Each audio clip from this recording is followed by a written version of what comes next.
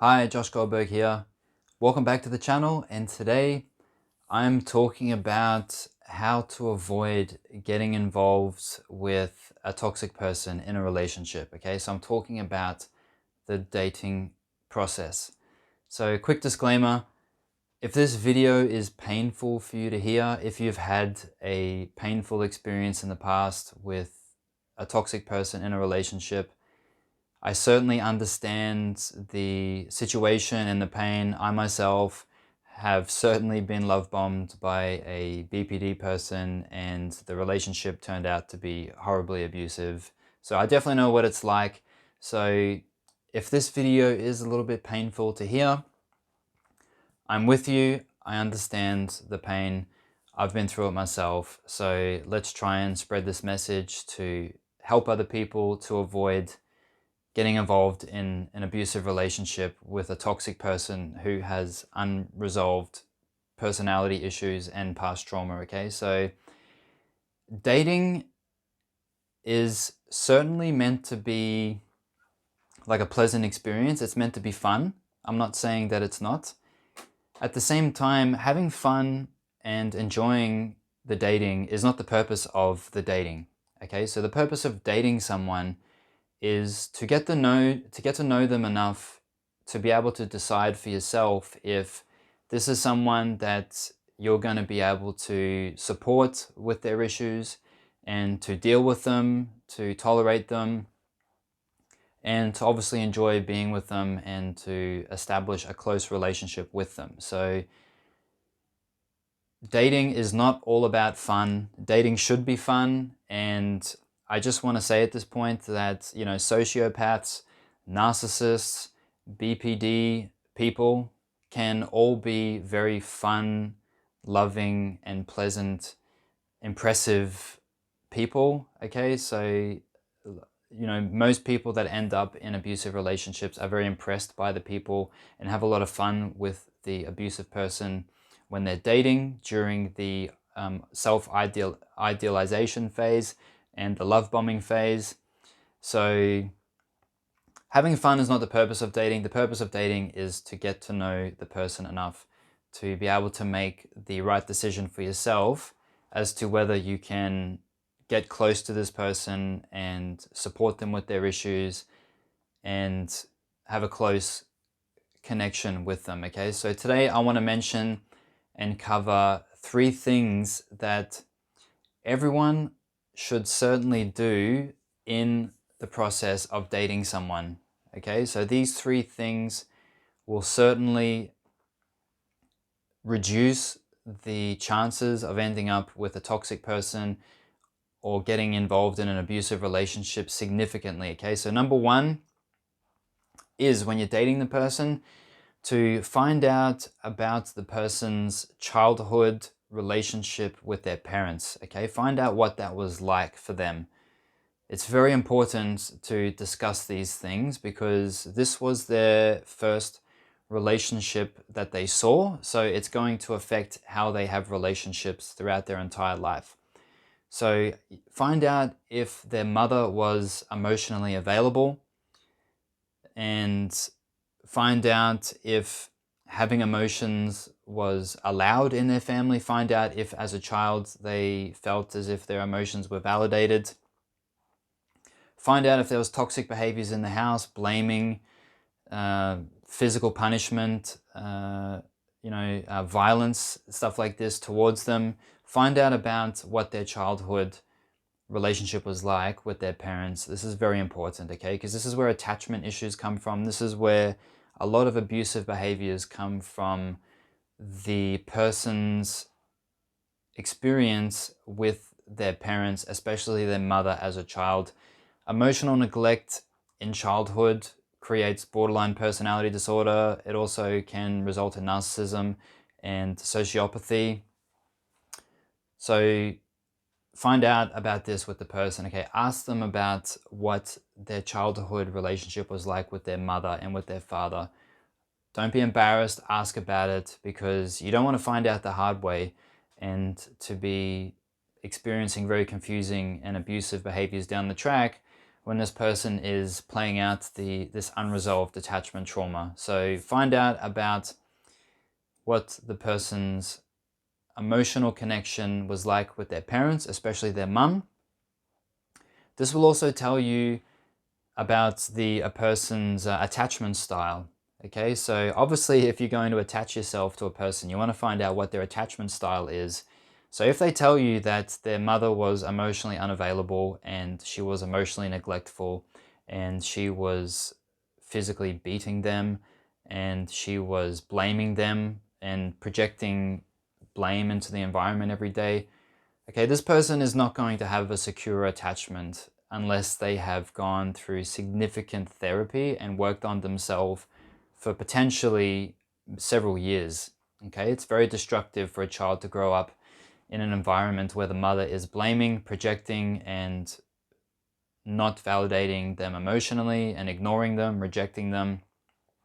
So it's very worth finding this out about what the person's childhood relationship was like with their parents, especially the mother, because that's where the child gets their sense of self from. It's where they get their emotion skills from, and it's where they get their sense of self and attachment style from, is their early childhood relationship with their mother. So that's number one, find out about their childhood relationship with their parents. So the second thing to find out with the person is to find out what their childhood experience was like in the home. Okay, so ask them about what that experience was like. Were the parents, what was their parents' relationship like? Okay, so after you find out about their personal relationship with their mum and their dad, find out about their parents' relationship. What relationship were they displaying in front of this child when they were growing up and developing their brain and their thinking patterns? So were the parents arguing a lot? Was there physical violence between the parents? Was there a divorce? Like, find out what was going on. Were there siblings? Were the siblings bullying this person as a child? Was there any sexual abuse in the home? Was the grandfather or anyone, creepy? Like, you have to ask these as you get to know the person, you have to ask these very serious questions to get to know the person a little bit deeper so that you can find out how this relationship is going to be with this person, and are you going to be able to support them with their issues. Okay, so remember, dating is not all about fun and games. It certainly needs to be fun and it can be enjoyable, but you also need to find out, can I support this person with their issues, and can I have a close connection with them? Are they available for a relationship? So that's the second thing to find out. What was their childhood experience like in general? In the house, was there violence? Were the parents arguing? Was there punishment? Were the siblings bullies? Were there drugs in the house? Find out about their childhood experience, because this is the years in which their brain is formed, and it's certainly going to affect them in their relationship with you if they haven't done significant therapies and healing and growth. Okay, so that's number two.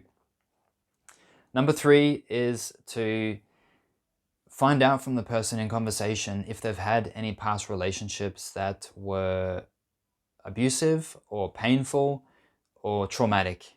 Okay, so past spouses that were abusive, past relationships that were dysfunctional, okay, from religious figures, from teachers at school, grandparents, people from work. Has this person had any emotional abuse, manipulation, sexual abuse? Any form of traumatic situations in relationships can certainly have a strong effect on how they're going to be in their relationship with you, and not knowing about it is going to leave you in the dark, and you may not know what you're dealing with unless you try and find this out. Okay, so find out if they've had any past relationships that were traumatic or abusive. And it's very common today, so it's very important to not be shy and ask this.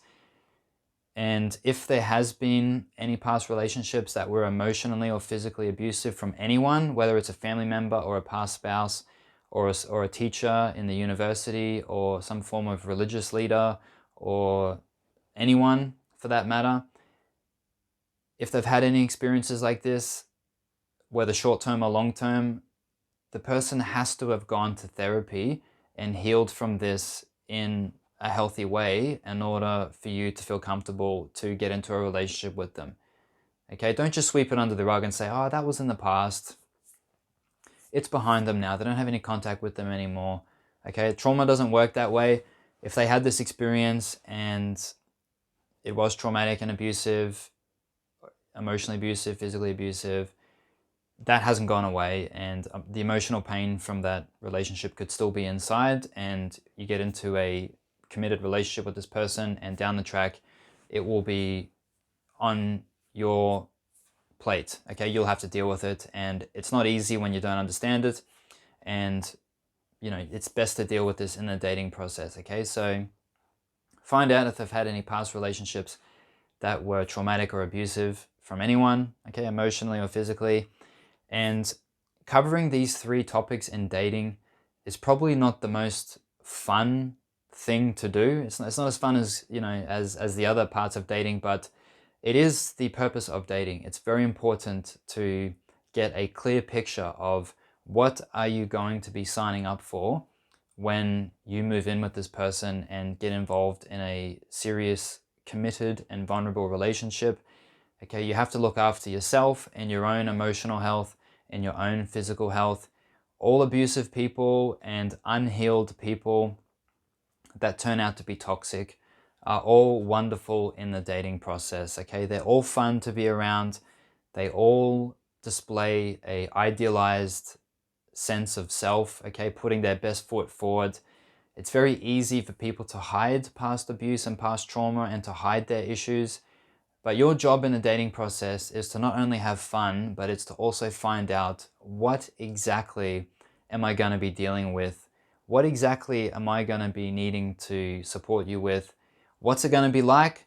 Find out about their past and what work that they've done on themselves in order to resolve and to heal from childhood pain, childhood abuse, or, you know, relationship abuse from past relationships that were, you know, stressful or abusive or manipulative.